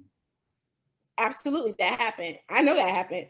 But I think what I'm hearing you say is that it is a myth. You're alleging that, or you're saying that it's a myth that there were no plantations or there was no formal process to line up Black men to have them raped or sodomized by white men. Is that what you're saying? Yes. Okay. So I'm going to have to revisit that point. I don't want to go down a rabbit hole. I would definitely want to. Just I'm bring the not going to evidence. make any informed. I'm not going to Just bring the co-sign that or evidence. make any uninformed statements on that. But my whole point is we cannot have an authentic conversation about sexuality, relationships, and gender within the Black community without acknowledging the pain and the historical trauma that sexual domination and sexual subjugation has been and as it's been used as a tool of warfare against our people, As a right? man, I think as a that man, has to be taken, we have to take that into account. There's a lot of post-traumatic slave syndrome stuff going on. And then we also have to acknowledge that, like, hey, a lot of us have been traumatized by same-sex experiences or incest, rape, et cetera, and that's going to make a lot of people, as you I think tried to illustrate earlier, very, very intolerant of having a conversation, of having this sort of a conversation. I forget the adjective that you use. I think you said productive conversation that we're having about this, right? Like making space to have this conversation. We can't do that without acknowledging that ugly past as well. And then also, given that trauma and that historical sexual domination from white people onto our people and how it's affected us, is it realistic for us to all just say that, hey, we're going to, like, everyone's just going to be willing or compelled to make space for same gender loving people? I don't know how, realistic that is given the history of sex is used as a tool of warfare and being weaponized against us. can I respond to that? Sure. Okay. If you were intimately familiar with my work, I talk about that. I talk about the fact that one of the reasons that we, as a people in this country, compared to even people on the continent, have been so resistant to having a rational conversation about this is because people are still carrying the wounds of rape and castration and the humiliation and emasculation of Black men in this society.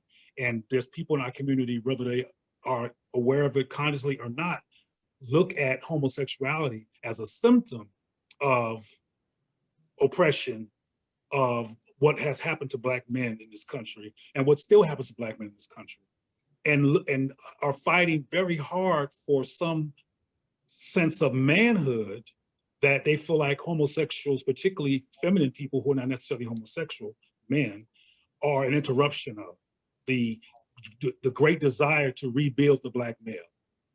So one of the reasons that we have not sat down and had these rational engagements about this issue is because of that elephant in the room that causes us to shut down. Plus, there's raped people who are now adults who have not had those conversations, who are leading anti-homosexual parades. Like, for example, Eddie Long used to always lead unsolicited on his own recognizance anti-homosexual parades down Peachtree Avenue in Atlanta when he was somewhere raping kids. So there's a lot of conflict in our community, yes. And I understand and teach about the abuse of Black people in slavery, but I also am trying to get past mythology. It's a myth that there were concentration camps set up just to rape Black men sexually. That's not true. most black men who were sexually raped were it was all clandestine because homosexuality was illegal in the United States up until relatively recently, and a lot of even white homosexuals were ducking and hiding, not wanting nobody to know who they were. So they weren't going to publicly do no rapes on no plantation. It just doesn't make any sense. But getting back to your point, which I think is central here, your question was how we're going to deal with this issue in a rational way when there's these people who are reacting because of abuse, et cetera. Well, the bottom line is this. It's true that those issues are abound. But the fact is, Jay, we have to start becoming more strategic toward saving Black people, toward empowering Black people, toward saving Black people, toward unifying and empowering Black people, to creating more pro-Black, Black affirming people that represent the diversity that are Black people. We have to do that, or else we're going to lose. And what I mean by lose is it gets smaller and smaller as a people of African descent as miscegenation occurs, because all Black people are being trained to be anti-Black. And there's somebody on your site who I believe got issues, who call themselves Solo Dolo, probably should be Download Dolo, where they said that black gay was not illegal. I mean, that gayness, as it's called, I don't use the word gay, that homosexuality was not illegal. That is not true. All you gotta do is, so if he made that statement, hold on for a second, you're saying he made that statement. He said that homosexuality was not illegal in this country. But you're saying that you think that he's gay because he made that statement? Like, I'm confused. I didn't catch the comment. I'm saying that he's reacting in ways that's not sensical is what I really mean. And that he's saying things that are not true because of his own personal reactions to this topic. Okay, so you're assuming that he could possibly be a homosexual? I'm assuming that he has some anxiety and he's living with some personal struggles around the issue based on his commentary is what I really mean. Okay, I hear what you're saying. And also I want to acknowledge that may not be the case. Solo Dolo, if you're in the chat. But what is not the case is what he said, that it was not illegal in this country. That's the thing I just saw him say, that it was not illegal in this country. Oh, okay. That is not true. Homosexuality was illegal in this country for years. So look, I wanted to, before we end, I wanted to read an excerpt and get your opinion on this from Mr. Neely Fuller Jr. And this is from a Compensatory Counter-Racist Code, the United Independent Compensatory Code System and Concept, right? This goes through all of the 9 areas of human activity in which white supremacy dominates and subjugates non-white people. And so within this chapter on sex, I mean, there's a whole bunch of things, but this one particular thing, he calls it anti-sex, anti-gender, gay, homosexual, and lesbian. This is the topic. This is what his code logic is. And everyone in the chat, I want you to make sure you remember you're tuned into flynubianqueen.com, the network for melanated women and men like you. Text the word queens to 31996. Subscribe, hit the notification bell and the like button. All right, Mr. Neely Fuller says this. White supremacists do all they can to help promote confusion among non-white people. They have found that one major way of confusing, weakening, and controlling non-white people is to promote homosexual and or lesbian, and he also calls it anti-sexual acts among and between them. The white supremacists do this to make it easier to dominate and mistreat them in all other areas of activities, economics, education, entertainment, labor, law, politics, religion, and counter war and war. Many non-white males function as so-called homosexuals, anti-sexuals, in an attempt to compensate for their fear of racist man and racist woman, i.e. white supremacists collectively.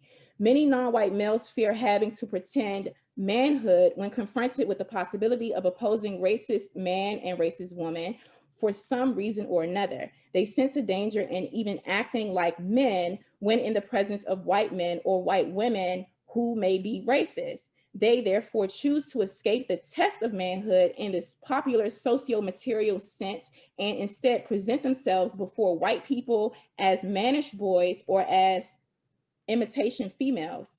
These non-white males believe that by appearing before the awesome white nation as females, the white supremacists will consider them to be more of an amusement rather than a potential threat. I wanted to get your thoughts on that statement. Well, to your listeners and to you as well, there's an interview with Neely Fuller and I together on a show called COWS. I forgot what COWS stands for. It's an acronym. COW. I know the W is for white supremacy. I forgot what the countering. Anyway, so you could actually hear him and I in dialogue. I'm gonna find that. Thank you for Yeah. telling. And I am a big fan of Neely Fuller. I always accidentally call him Dr. Neely Fuller because he's so brilliant, you know, because he's so brilliant and clear. However, and this comes out in our conversation that we had together, is that his expertise and his brilliance is a scientific deconstruction of the system of white supremacy. His background is not human sexuality. He does not have a narrative on the development of sexuality from an African frame of reference. So he doesn't know everything, but he knows a lot. There's elements in what he's saying that's true, that in my opinion, there's white people who see Black people who identify as gay as more manipulatable, more accessible sexually, more compromised, because they're caught up in the LGBTQ paradigm, and which is a white paradigm, and they see them as people that they could probably manipulate more than somebody like myself or somebody like you. They don't see us as people they can manipulate because they know that we're not in that paradigm. I know of situations where white people were the hirers for a job, and they hired the Black man for the job who identified as gay because that's who they're more comfortable with, because they feel like that's who they can have more control over, or who's less of a threat to them. So that's not the exact same not language that Mr. Fuller is using, but it's pretty much describing the same phenomenon. And there are a lot of things that occur in the Black body that are dysfunctional responses to whiteness. And so some of that stuff that he's saying is true. But what's not true at all that he's saying is that simply being a same-gender loving person is anti-sex. That's not true. And that's based on a lack of understanding of human sexuality, as well as having a worldview that's only limited to the United States construct, which is where Neely Fuller is from. His worldview and everything is an analysis of where he lives and what he knows, which is the United States. But if you look at human sexuality beyond the United States, all the way to Africa, you'll see things that are very different in terms of how Black people operate around sexuality that are different than our expectations in this country. If indeed we had some educational conversations on these issues, as I keep saying we should, we would learn so much. So another statement that he makes, thank you for that response. Another statement Mr. Dr. Neely Fuller Jr. makes, he says, racist man and racist woman, white people, have found that the system of white supremacy is made stronger when non-white people participate in, glorify, and or support homosexual and or lesbian acts. In addition, racist man and racist woman, white people, generally regard non-white males who function in the manner of eunuchs as being greatly qualified servants to the system of white supremacy. The degenderization of many non-white people is one of the major strategies that white supremacists, racists, use against the non-white people of the known universe. It is logical to expect racist man and racist woman, white supremacists collectively, to do everything that they can to prevent non-white males and females from evolving into universal man and with and for universal woman. Therefore, during the existence of white supremacy, racism, there is a reason to believe that white supremacists may or may not produce and or promote many so-called sexual categories that may or may not seem strange, harmless, or harmful. If they do this, there is reason to believe that they do so in order to expand, refine, and make more effective the sexual confusion that they promote among the non-white people of the known universe. You know, it's true that white supremacy has multiple tactics. They use sexuality, they use gender, they use whatever they can use to divide and conquer and create confusion. That's absolutely true. However, despite or simultaneously to their agenda, same-gender loving people just exist. Bisexual people just exist. And there's been bisexual and same-gender loving people who have been part of pro-Black activity and counter-white supremacy activity in this country from the very beginning. Mhm. So yes, they're like I said about the job situation where white people prefer the gay identified male over the brother who was not gay identified. Yes, they do all kinds of things. They even taking advantage of heterosexual relationships now by creating all these heterosexual relationships of black men with white women and white women with black men, and taking advantage of heterosexuality in that instance in terms of using a pre-existing phenomena to their own interest. So yes, I mean, what Neely Fuller is saying is that white people use different types of approaches and systems to have an outcome they want, and that's true. But again, and I reiterate to make my point, same gender loving people existed before there was a Neely Fuller, and before there was the United States of America, before there was Alexander the Great, which is one of the first creators of white supremacist warfare. And I got evidence. But the bottom line is that before white supremacy was even, before there was a Europe, there was same gender loving and so-called bisexual people. So He does answer the question. The question he puts here on page 345. Excuse me. Can a person who participates in anti-sexual, homosexual, or lesbian acts be effective in helping to end racism, white supremacy, and in helping to produce justice? That's the question.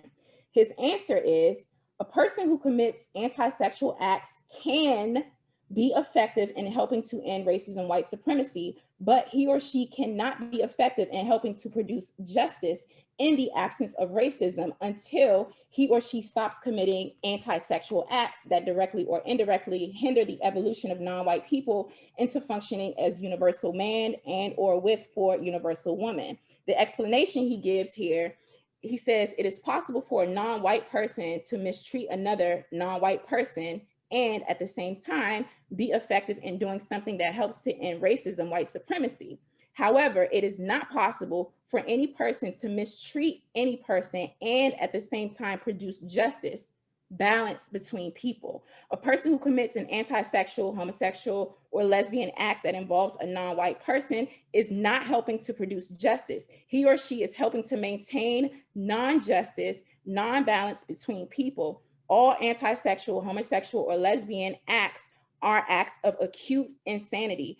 No act of insanity helps to produce justice. All acts of insanity help to support non-justice and confusion. well, again, Mr. Fuller is very articulate, and that and that is his perspective. He's brilliant.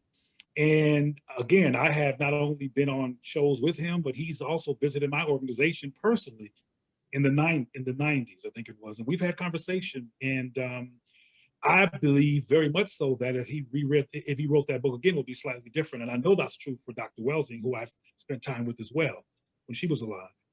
I don't think he would write anything differently because he comes on his radio show at producejustice.com every Tuesday morning at 9 a.m. between 9 a.m. and 11 a.m. And he takes callers the entire time, and they're referring to his book and this book, and then also the Word Guide specifically. And he's just reiterating and taking questions and clarifying and continuing to expand. So I don't know if I can agree. Well, he's not writing though. He's talking though. He's not, his book is written. His book is important to him. It's brilliant. It's full of decoding information that we need. I support his book, and I recommend his book to people all the time. So I support a lot of what I hear him say, but I don't support everything because not everything he's saying in terms of human sexuality in particular is correct. And as I said earlier, and I'm going to reiterate this to make the point because it's just a basic point. Same gender loving people exist despite white people's agendas and tactics. Same sex relationships and interaction existed before any of this even became an issue. And white people have used all they can use, manhood, womanhood, sexuality, sexual diversity, whatever they can use, and hyper focus on it in dysfunctional ways, targeting Black people to meet their means. That's absolutely true. But I'll say this again, and we can have a show that's specific about this, or it at least addresses this so we can actually look at it, look at the data and the facts that same gender loving people existed in ancient Africa before there was even anything for Neely Fuller to even criticize, before there was a global white supremacist system. What people don't understand, because we're not having rational conversations enough about the existence of our diversity, is that Fuller is writing a book to a community that has, including himself, that has not had a rational conversation about this issue. And for some reason, we think that not having a conversation is going to make something go away. And what's dangerous about this is that not having a conversation creates more conflict among Black people and more Black people within the Black community for Black people to fight with, and for white people to use as Trojan horses against Black people on Black people. That creates a fight and conflict that ultimately we're just going to lose. We're just going to lose as a people, because being in conflict, I mean, one thing that among the other things that the Trump empire has exposed is that white folks wanted power, regardless of their sexuality and gender and even their politics. They wanted power. They were very upset about the interruption of the myth of white supremacy symbolically by Michelle and Barack being in the White House. And that really bothered them because they get off on the myth of their superiority, which is a complete myth. So they got the craziest white person they can find who was not going to be PC and put them in the White House to make up for their concerns. And white lesbians, white gays, white Democrats, white feminist women who complained about pussy grabbing, etc., all came together to make sure that Donald Trump went into the White House for their white power agenda desires. Yeah. So I'm not, like I said before, I've never used words like support, none of that, where when I say we should have rational conversation. Rational, that's the term I was trying to remember. You said rational conversation. Rational, constructive conversation. I know for a fact, because I've witnessed it many, many times, that when we have rational conversations with each other, things improve for us in terms of collective power. I'm not sitting there trying to advocate and promote homosexuality or anything like that. That's ridiculous. I'm promoting and uncovering that there's a reason why we're not having rational conversations about this. And you brought up, I was going to do it, but you brought it up first in terms of the concerns around the rape, the historical rape of Black people and the historical rape of Black men and women and men, white men of Black men, which happens to this very day, by the way. That woundedness around that being one of the reasons why we haven't had a conversation. But you've also used words before, and other people I've spoken to have used words that I never used, which was support. You know, some people even say agree with. I didn't use none of those words. I said have the courage to have a rational conversation about these issues, because there's some Andrew, I forgot his last name right now, Gillum? the brother Gillum's being born right now.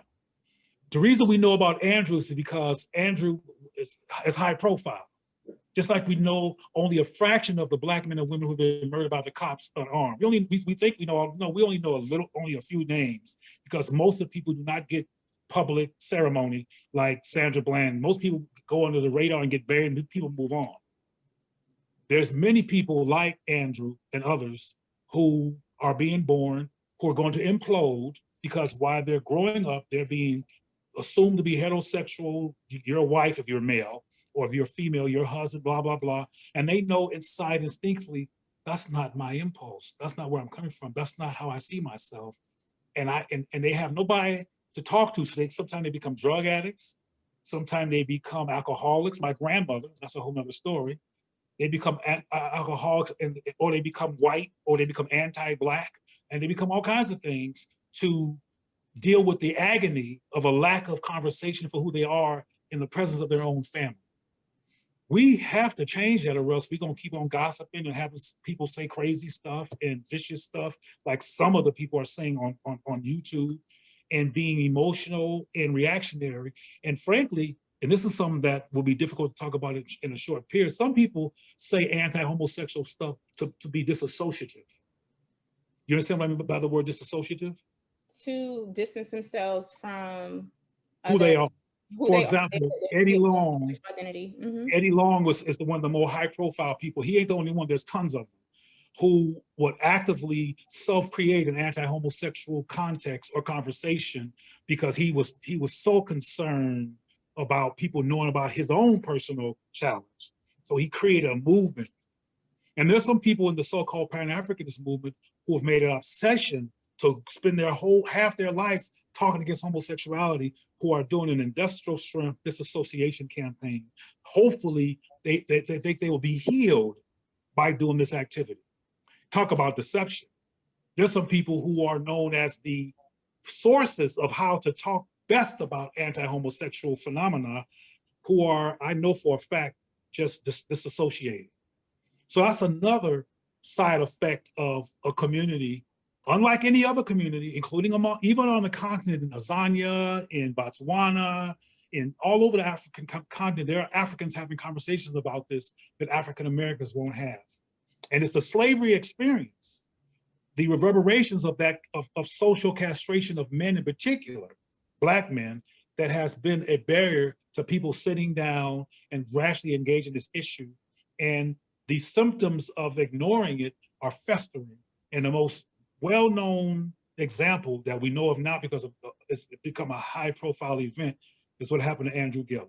Interesting. It's easy to just call him an adulterer and say he should be responsible, but turmoil and torment is real.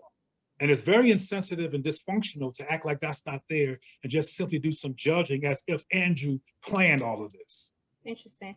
And he didn't. As you were talking, somebody, Nina Whispers, typed in the chat, how can we have rational conversations when they refuse to refrain from addressing women as cisgendered? We are women. Never has a doctor ever addressed me as such. Well, people have a lot, people have a lot to say. I think that as we, we mentioned earlier that in order for us to have rational conversations, it has to be a two-way street. It has to be a two-way street. And then also people have to be willing, and then some people just aren't going to be willing. And I acknowledge that too.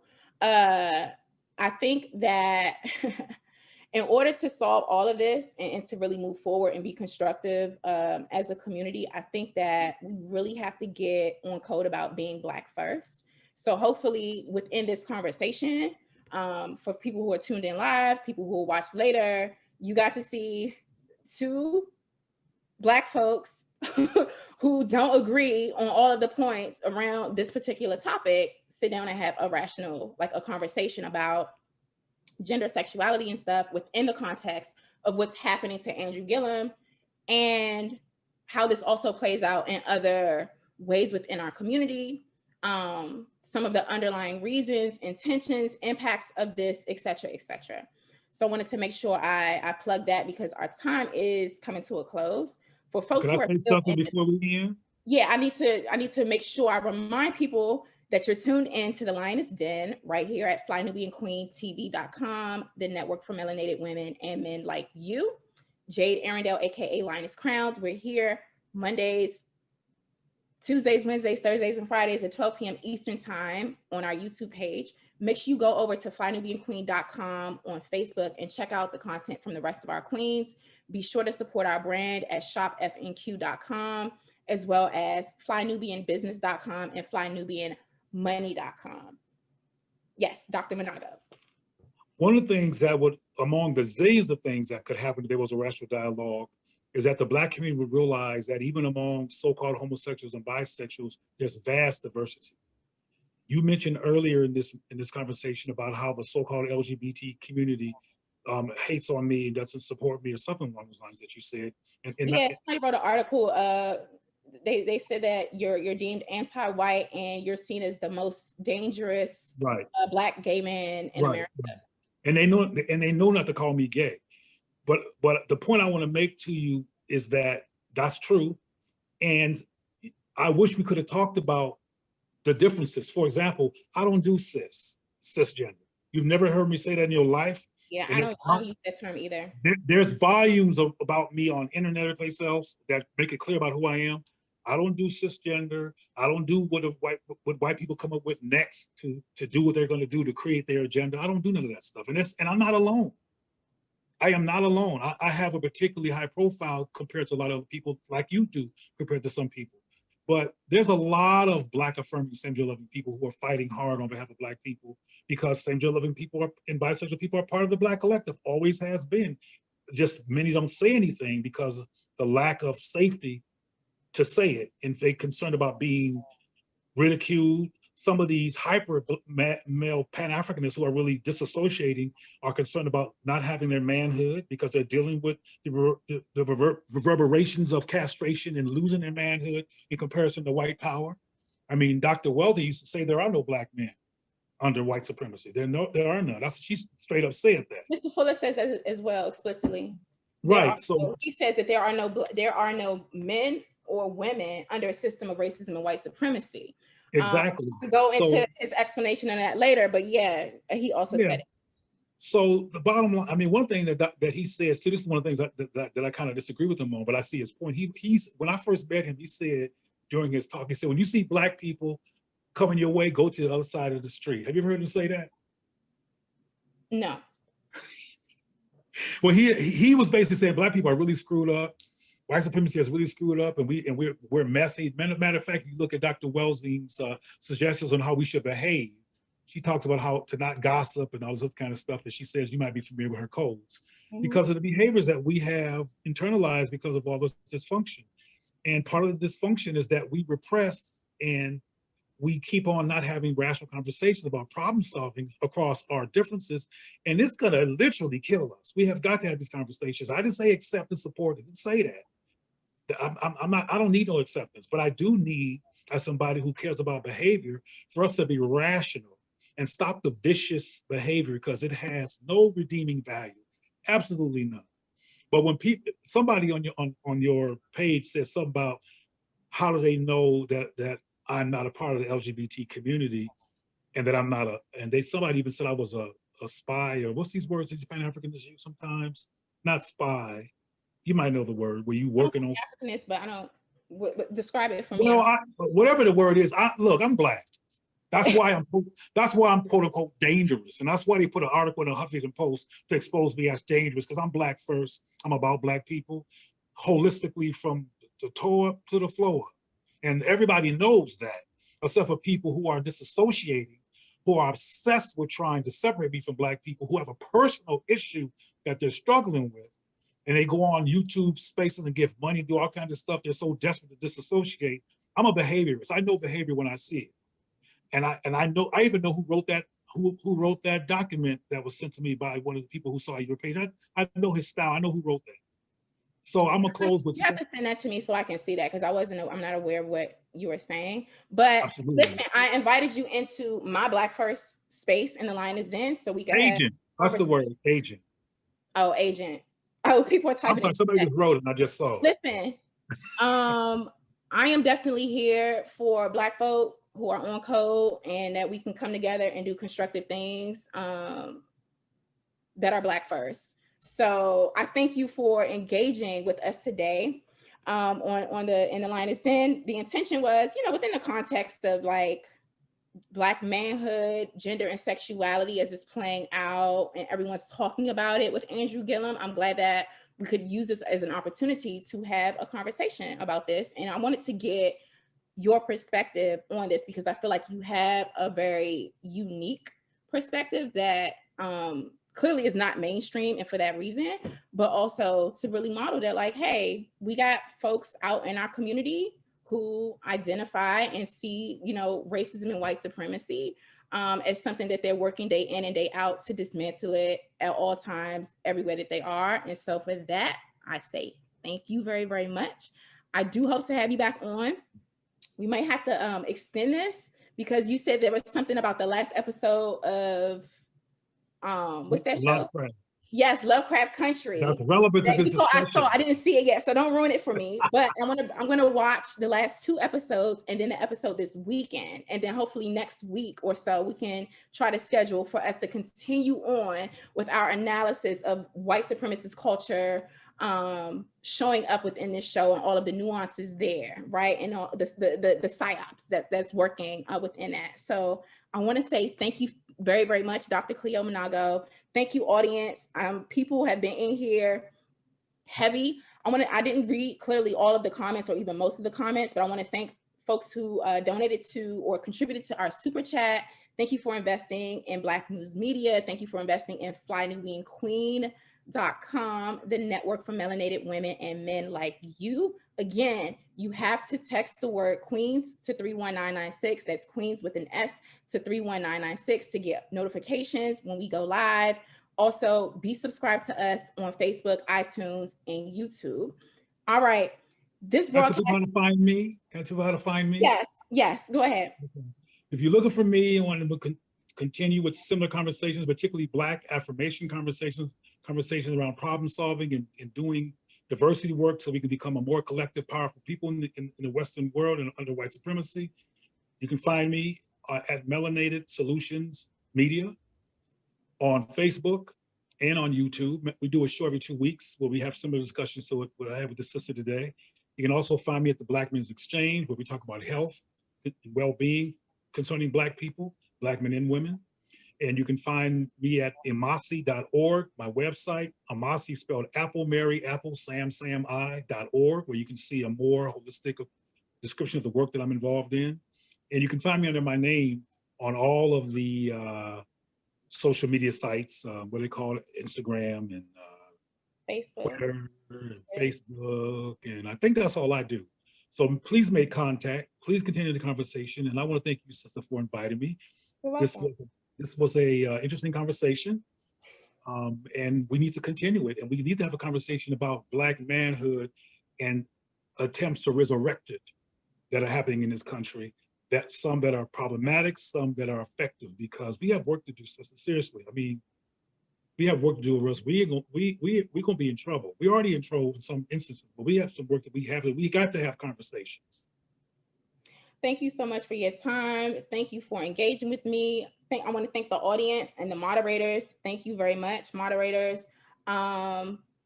Yes, you will be back on sooner than later. Lovecraft Country, all those good things, the topics that you were talking about. Thank you again. Hopefully today, if you're tuned in, you just had a 2-hour conversation with 2 Black folks who are on different ends of the spectrum, you know, on some aspects of this topic, but are on code and like we're Black first. And so let's continue to keep this thing going. All right, y'all. This broadcast is ending, but so is global racism and white supremacy. We will and we must trample this beast through fortitude, preparedness, and collectivism. And always remember that they stole us, they sold us, so they owe us. Until next time, family, peace, and Black power. See you later, Dr. Cleo Manago. You too, sister. Take care. Bye. Bye.